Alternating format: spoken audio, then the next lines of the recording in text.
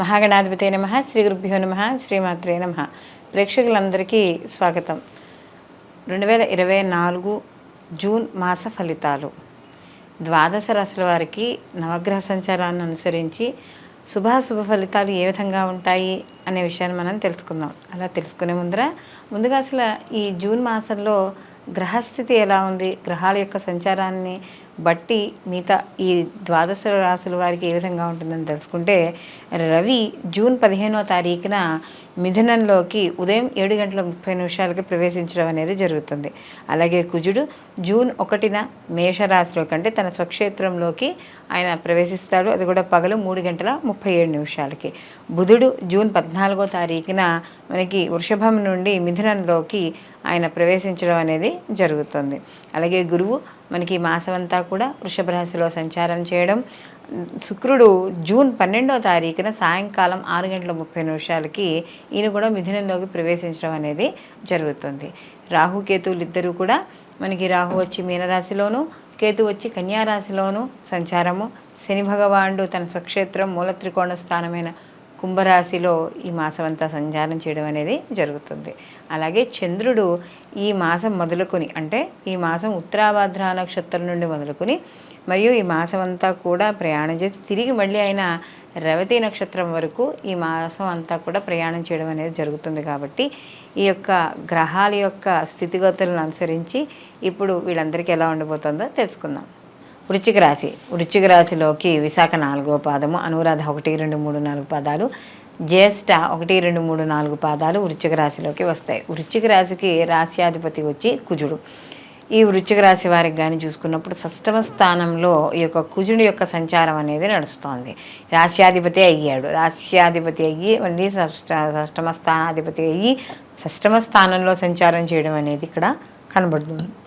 అయితే ఇక్కడ ఎప్పుడైతే కుజుడు తన స్వక్షేత్రంలో సంచారం చేయడము, అలాగే ఈయనే వాళ్ళకి షష్టమాధిపతి వెళ్ళి 6వ స్థానంలో సంచారం చేయడం వల్ల శత్రుబాధలు తగ్గుతాయి, రుణ బాధలు కొంతవరకు తగ్గడం అనేది జరుగుతుంది. అయితే ఏవైతే మీరు కార్యక్రమాలు చేపడతారో ఆ కార్యక్రమాలన్నీ కూడా సఫలీకృతం అవుతాయి. కానీ వీటితో పాటు భక్తి, శ్రద్ధ, సహనం ఈ 3 కూడా కలిసినప్పుడు మాత్రమే అనుకూలంగా ఉంటాయి. ఎందుకంటే వీళ్ళకి ఆల్రెడీ అర్ధాష్టమ శని యొక్క ప్రభావం అనేది వృశ్చిక రాశి వాళ్ళకి నడుస్తుంది.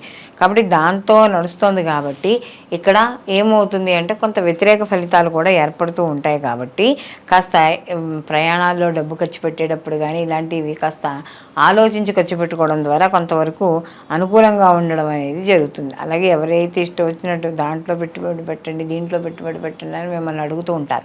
కాబట్టి అలాంటి విషయాల్లో పొరపాటున పెట్టుబడులు మాత్రం పెట్టవద్దు. అలాగే కాస్త ఈ ఏదైతే మీరు మంచి పనులు చేస్తూ ఉంటారో ప్రయత్నపూర్వకంగా తద్వారా శత్రువులు కూడా పెరగడం అనేది జరుగుతుంది. కాబట్టి అలాంటి విషయాల్లో కాస్త చూసుకోవాలి. అలాగే బంధువులు, మిత్రుల యొక్క సహాయ సహకారాలు పూర్తి స్థాయిలో అందడం అనేది జరుగుతుంది. అలాగే ఏదైతే వ్యవసాయదారులు ఉన్నారో ఈ సంవత్సరం అంత అనుకూలంగా ఏమీ వ్యవసాయదారులకి పంట చేతికి రాదు అని చెప్పుకోవచ్చు. అలాగే ఒకవేళ వచ్చినా కూడా ఆ యొక్క పంట అమ్మేటప్పుడు కాస్త గిట్టుబాటు ధరలో రాకుండా ఉండడం అనేది మంచిది. అలాగే ముఖ్యంగా ఇక్కడ ఏవైతే కార్యక్రమాలు చేపడతారో ఏదైనా మీ పర్సనల్ విషయాలు కావచ్చు, ఏదైనా బయట వాళ్ళ గురించి కావచ్చు, బయట స్నేహితుల యొక్క సహాయ సహకారాలు పూర్తి స్థాయిలో అందడం అనేది జరుగుతుంది. అలాగే ఇక్కడ మీరు ఏదైతే లైఫ్ స్టైల్ ఉందో దానికి భిన్నంగా కొంత పరిస్థితులు ఏర్పడడం అనేది జరుగుతూ ఉంటుంది. కాబట్టి అలాంటి విషయాల్లో కూడా ఈ వృశ్చిక రాశి వాళ్ళు జాగ్రత్త వహించుకుంటూ ఉండాలి. అలాగే వీళ్ళకి ప్రయాణాల్లో కాస్త జాగ్రత్తలు వహించుకోవాలి. ప్రతి పనిని కూడా చాలా స్పోర్టివ్గా తీసుకుని ముందుకు వెళ్ళడం ద్వారా కొంతవరకు అనుకూలంగా ఉండడం అనేది జరుగుతుంది. అలాగే ఆదాయ మార్గాలు పెరుగుతాయి.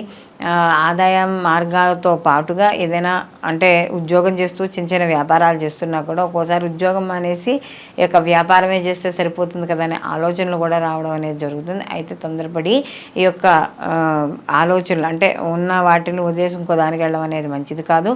అలాగే వీళ్ళకి ముఖ్యంగా అంటే ఈ యొక్క ఏదైతే ఈ వృశ్చిక రాశి వాళ్ళు ఉన్నారో వృశ్చిక రాశి వారికి అర్ధాష్టమ శని యొక్క ప్రభావం కనుక వీళ్ళు ప్రతిరోజు కూడా శివాలయ దర్శనం చేసుకోవడం, శివాలయానికి వెళ్ళడం, ప్రతిరోజు శివాలయంలో అభిషేకం చేయించుకోవడం ద్వారా వీళ్ళు మరిన్ని మంచి ఫలితాలు పొందే అవకాశం అనేది కనబడుతోంది. మనకి ఈ జూన్ 5, 6 తారీఖుల్లో మనకి పంచగ్రహ కూటమి అనేది ఏర్పడబోతోంది. అయితే కొంత 7వ తారీఖు వరకు కూడా ఉందనుకోండి. అయితే ఇక్కడ మనకి ఈ పంచగ్రహ కూటమి ముఖ్యంగా 6-7 తారీఖుల్లో మనకి ఎక్కువగా కనబడుతోంది. అసలు చాలామంది పంచగ్రహ కూటమి ఏంటి, ఒకేసారి గ్రహాలన్నీ వచ్చేసాయి, దీనివల్ల ఏమైపోతుందో అనుకుని చాలా ఇబ్బంది పడుతున్నారు, భయపడుతున్నారు. నిజం చెప్పాలంటే గ్రహాలు అన్నీ కూడా కలవడం అనేది సహజం. ఎందుకంటే ఒక గ్రహం ఒకే చోట ఉండిపోవడం అనేది ఎక్కడ జరగదు. ప్రతి గ్రహము తిరుగుతుంది. అయితే ఒక్కొక్క గ్రహానికి ఒక్కొక్క నిడివి అనేది ఉంటుంది. ఈ గ్రహం అంటే ఇన్ని డిగ్రీలు అయిన తర్వాత ఆ డిగ్రీలు అయిపోతే అది మారిపోతుంది. ఇప్పుడు చంద్రుడు ఎలా 2.5 రోజులకి ఎలా మారిపోతాడో, అలాగే మనకి రవి నెలకొకసారి ఎలా మారుతాడో, అలాగే ప్రతి గ్రహము కూడా మార్పు చెందుతుంది. మార్పు చెందినప్పుడు దీంట్లో కొన్ని గ్రహాలు ఒకే స్థానంలో ఎక్కువ సమయము ఉండడం అనేది జరుగుతుంది. అంటే ఎగ్జాంపుల్ మనం చూసుకున్నప్పుడు శని భగవానుడు ఉన్నాడు, 2.5 సంవత్సరాలు ఒకే రాశిలో ఆయన సంచారం అనేది జరుగుతుంది. గురువు 1 సంవత్సరం పాటు ఉంటాడు. రాహువు కేతువు 18 నెలలు చొప్పున వాళ్ళ సంచారం అనేది జరుగుతుంది. సో కాబట్టి ఇక్కడ ఏమవుతుంది, మనకి ఈ 4 గ్రహాలు కూడా ఎక్కువ కాలం ఒకే రాశిలో సంచారం చేసేవి. అప్పుడు ఏమవుతుందంటే ఈ రాశుల్లోకి మిగతా గ్రహాలు రావడం అనేది జరుగుతుంది. అయితే ఇలా కొన్ని గ్రహాలు ఒకే చోటికి రావడానికి కొంత సమయం అనేది పడుతుంది. అంటే కొన్ని సంవత్సరాల, ఒక్కోసారి 5 సంవత్సరాలు, ఒక్కోసారి 10 సంవత్సరాలు ఇలా టైం పడుతూ ఉంటుంది.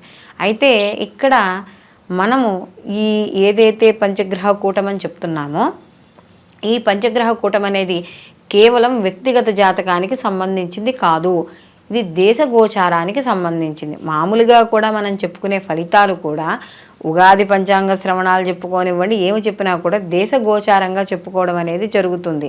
అంటే ఇది మొత్తం ఏదైనా ఇది ఒక అందరికీ కలిపి, అంటే మనకు అర్థమయ్యే భాషలో చెప్పుకుంటే ఒక సమిష్టిగా వచ్చే సమస్యే తప్ప వ్యక్తిగా వచ్చే సమస్య కాదు. ఇది వ్యక్తిగత జాతకం కాదు. కాబట్టి ఈ పంచగ్రహ కూటమిలో వచ్చే మార్పులు మంచైనా చెడైనా ఏదైనా కూడా అందరూ కూడా అందరి మీద, దేశం మీద కూడా ఆధారపడి ఆ దేశం మీద ప్రభావం అనేది ఉంటుంది. ఈ దేశంలో ఎవరు ఉంటున్నారు, ప్రజలు ఉంటారు. కాబట్టి దాని ప్రభావం ఎవరి మీద పడుతుంది, ప్రజల మీద కూడా ప్రభావం చూపించడం అనేది జరుగుతుంది. ఆ యొక్క పంచగ్రహం కూటమి వల్ల ఏవైతే వ్యతిరేక ఫలితాలు ఉన్నాయో, ఎందుకంటే దేశం మీద ఉన్నప్పుడు ఆ ప్రభావం అనేది ఎంతో కొంత అందరూ అనుభవిస్తాం. కాబట్టి ఈ అనుభవిస్తామనుకున్న వాళ్ళందరూ కూడా దైవారాధన చేయడం ద్వారా కొంతవరకు ఈ తీవ్రతను తగ్గించుకోవడం అనేది జరుగుతుంది. కాబట్టి శుభ్రంగా అక్కడ మనకి ఈ యొక్క శని భగవానుడు కుజుడిని చూడడం వల్ల ఇబ్బంది ఉంటుంది. కాబట్టి కుజుడు సుబ్రహ్మణ్య స్వామికి అధిష్టాన దేవత కాబట్టి కుజుడు, కాబట్టి ఈ యొక్క సుబ్రహ్మణ్య ఆరాధన చేయడం, అలాగే శివాలయాలలో రుద్రాభిషేకాలు చేసుకోవడం, మనకి అక్కడ అవే గ్రహాలు ఉన్నాయి. అంటే ఏమిటవి, రవి అంటే ఆదిత్య హృదయం, సూర్యారాధన, ఆరోగ్యం కోసం సూర్యారాధన చేయడం, మనకి విష్ణువు స్థితికారకుడు అంటే మన నడిపించేవాడు కాబట్టి విష్ణు ఆరాధన చేసుకోవడం, శుక్రుడు లక్ష్మీ ఆరాధన చేసుకోవడం, ఆర్థిక పరిస్థితులు మెరుగుపడడానికి, ఇలా ప్రతి దానికి కూడా మనకి ఈ యొక్క దీంట్లో సమస్య ఎంత ఉందో సమస్యకు తగ్గట్టుగానే సమాధానం కూడా కనపడుతోంది. కాబట్టి దీన్ని అందరూ కూడా గుర్తించుకుని అనవసరమైన అపోహలకి పోకుండా ఆ రోజు ఈ పంచగ్రహ కూటమి రోజు అందరూ కూడా ఇప్పుడు మనం చెప్పుకునే ఏవైతే దైవారాధనలు ఉన్నాయో చేసుకోవడం ద్వారా దేశంతో పాటు మనం కూడా సుభిక్షంగా ఉండడం అనేది జరుగుతుంది. కాబట్టి అందరూ కూడా ఎటువంటి అపోహలకి పోకుండా ఈ సమయాన్ని అందరూ సద్వినియోగం చేసుకుని ఒక దానము, ఒక ధర్మము, ఒక జపము ఇలాంటివన్నీ చేసుకుని అందరూ కూడా ఆ యొక్క ఏదైతే మనం ఇప్పుడు మనం చెప్పుకున్న రెమెడీస్ ఉన్నాయో వాటిని పాటించి ఆ యొక్క భగవంతుడి యొక్క అనుగ్రహం పొందాలని మనస్ఫూర్తిగా కోరుకుంటూ సర్వేజన సుఖినో భవంతు, లోకా సంస్థ సుఖినో భవంతు.